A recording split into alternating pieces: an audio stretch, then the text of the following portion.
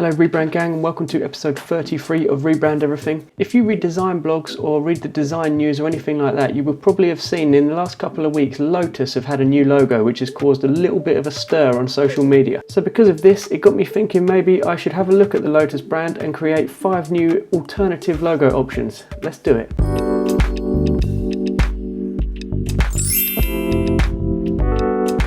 So as always, I started out by researching the brand, seeing what they've had in the past and seeing what they've got right now.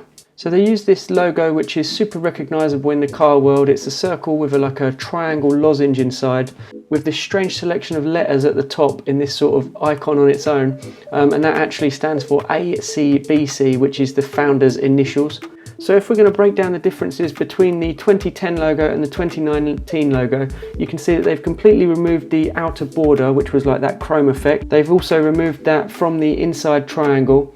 They've taken all of the textures out of the logo, which I think is a good thing. They've adjusted the yellow to be a lot brighter. They've adjusted the green to be darker. They've straightened up the word mark and taken it off of that curve.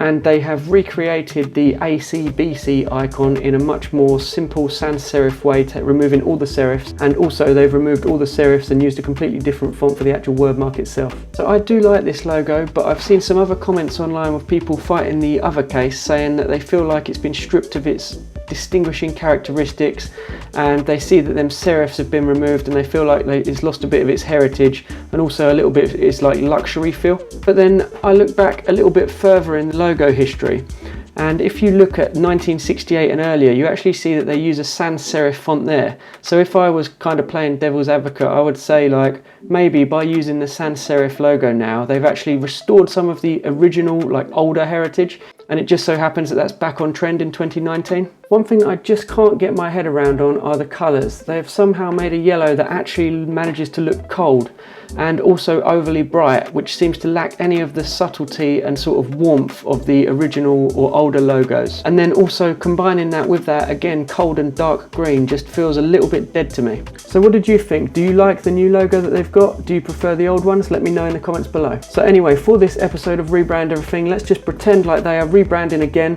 and we're going to explore 5 alternative design ideas. So before I got started, I had a quick sketch and I had a pretty clear vision for where I wanted to go for quite a few of these options, as I didn't want to do anything too outlandish and crazy. I kind of just wanted to play around with what they've got already and make the rebrand kind of as realistic as possible. So because I believe that a lot of the reason it's had such a big kickback is because they've made so many changes all at once. They've straightened out that word mark, they've taken the serifs off the font, they've removed all the sort of chrome outlines and everything like that. Because all that's happened at once, it feels like a major simplification. So what I was thinking about doing is creating a few options where maybe we just reinstate one of the old things. So maybe we just add a serif font back in, or maybe we keep the sans serif font for another option but just have it curving along the bottom of the triangle, just to try and swing that balance a little bit back to the old logo. So as I was sketching more and more ideas out, I did also want to try something that was a little more of a step away by keeping the recognizable shapes of the icon, because that badge is sort of super ingrained into the world, but use it as an icon next to the word mark instead of holding the word mark. And then another thing I also thought about was adjusting this ACBC design. It's kind of a strange thing to have in a logo anyway, and I wanted to see if I could rework that maybe into something a little bit more readable and understandable. Please don't forget to press like on this video if you are enjoying it, because it really helps the channel out. And also, if you've got Instagram, add me at Rebrand Everything. I post design tips, design memes, stories, stuff like that. Just at Rebrand Everything. I will see you on Instagram. So getting into Illustrator, the first change I was just dying to make was to add some life back into the colours. I added some warmth back into both of the colours, which when side by side, after I'd done it and before I'd done it, is an absolute no-brainer for me. The warmer colours are much more comfortable to look at, just easier on the eye, and they still work well together and stand out on a white background. I think they'll pretty much stand out on any background it's ever going to appear on.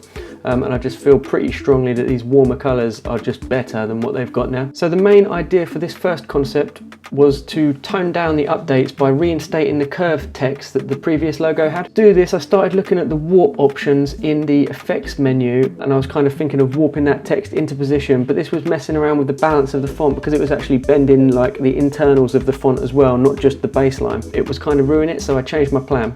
So I grabbed and copied the bottom of the triangle lozenge shape and turned that into my new text path, so just moved it up and ran my text along there by using the type on a path tool. And then once I had that text in, I just needed to fiddle around with the spacing, the tracking and the kerning, basically to make sure that T was central, which is actually pretty funny because I had exactly the same situation last week on the total rebrand video, where we have that exact T that needs to be dead center, but you've got two different letters both sides, so it's kind of just a little bit of a balancing act.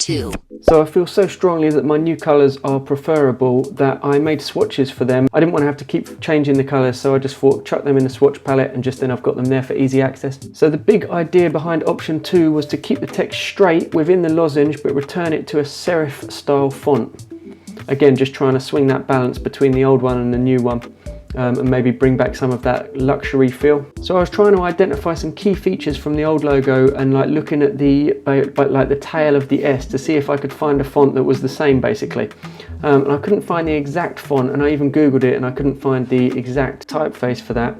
So I just thought, well, let's just not worry too much about getting it exact and play it by ear and just see what looked best in position. Again, as it's only a short word, the tracking and the kerning is super important on this, but I just made the best of that. I also grabbed the ACBC mark that still has the serifs on from the old logo, and then I simplified that back into a single colour just to maintain that new cleaner vibe and also to match up with the font that we used on this option. 3.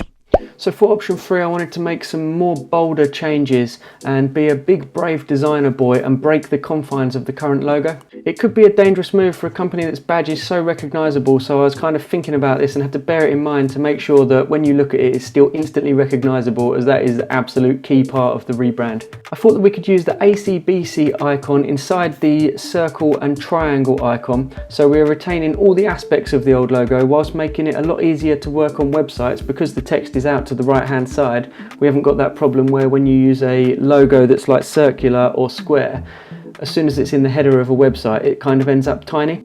So I thought that could be a good use case for this. And then I thought, in fact, that what I've created here could just be the digital alternative logo.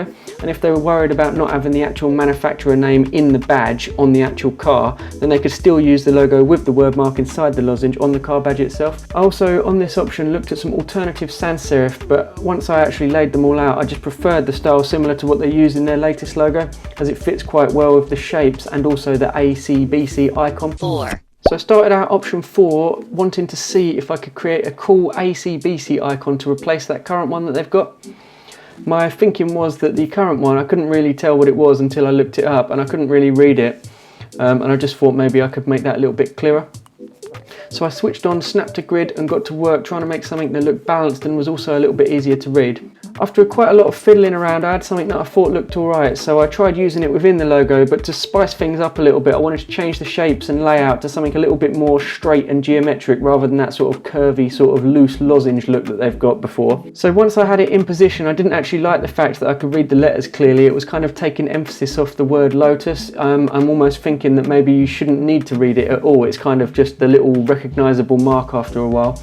And because ACBC doesn't particularly mean anything to the actual end user, it's probably not really intended to be read at all anyway. So it's a good job that I don't really get precious about my ideas even when I've put a lot of time into them, as after all that development work I did actually just bin that and just use the original icon. I quite liked the look of the new triangle I'd made, which is a lot more simple without the curve along the bottom. It's just a triangle with the rounded corners essentially. So I kept that in and then just adjusted that text to sit nicely with the new triangle for a nice balance. 5.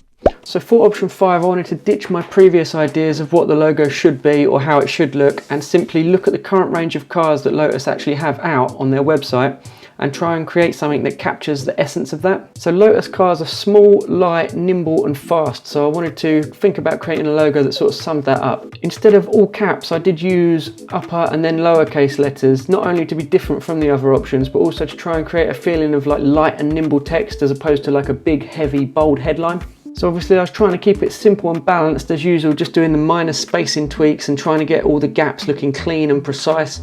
And then the main idea was to simplify the shape and use the bottom of the circle to round the bottom of the triangle, which removes some of the awkwardness that you get when you're trying to fit a triangular shape into a perfect circle. I think because the gap at the top, bottom and left and right suddenly become all different, it kind of just makes a little bit of like ugly tension in the corners. So I thought that by using the bottom of the circle to round the triangle, it could remedy that. For the text, I ended up using Gill Sans and I skewed it instead of using the italic version, so I essentially made like a forced oblique version, just so that I could keep that distinctive shape on the top of the lowercase t, as I thought the triangle kind of tied in with the icon that I'd made. So although this logo might be a step too far away from their current logo really, I still think it's good to explore the development of shapes, as I kind of like how the bottom of the triangle looks on this one, and I also like the fact that we've got the word mark on the right, which, like I said earlier, when you do that just makes it a little bit more digital friendly.